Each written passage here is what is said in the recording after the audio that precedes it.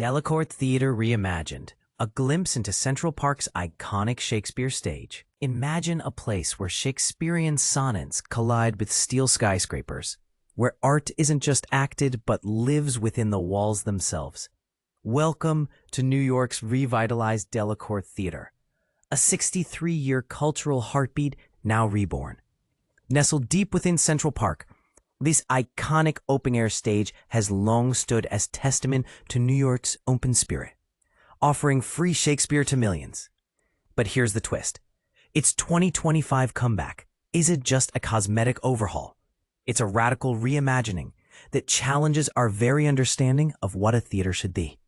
This isn't renovation, it's reinvention, declare Ennead Architects, the visionary firm behind the transformation.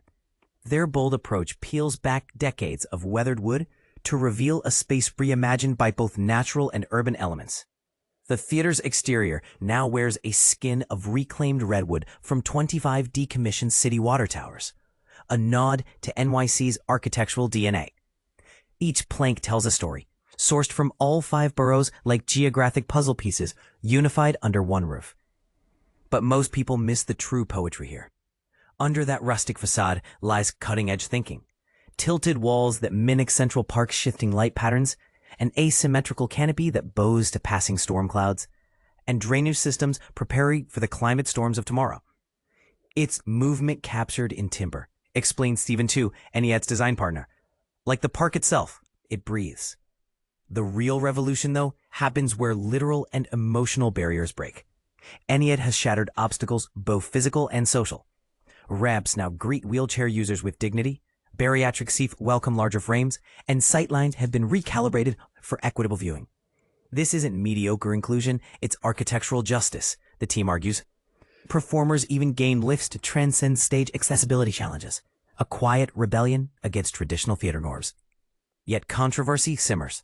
Some traditionalists counter. Why modernize a space that's worked for 6 decades? Ennead counters. The best preservation isn't stasis, but evolution that honors original intent. We're not preserving history, we're giving it lungs to keep breathing. The debate invites critical thinking. Should sacred cultural spaces evolve with the times or remain time capsules? It's a question New Yorkers will keep answering long after opening night. August 7.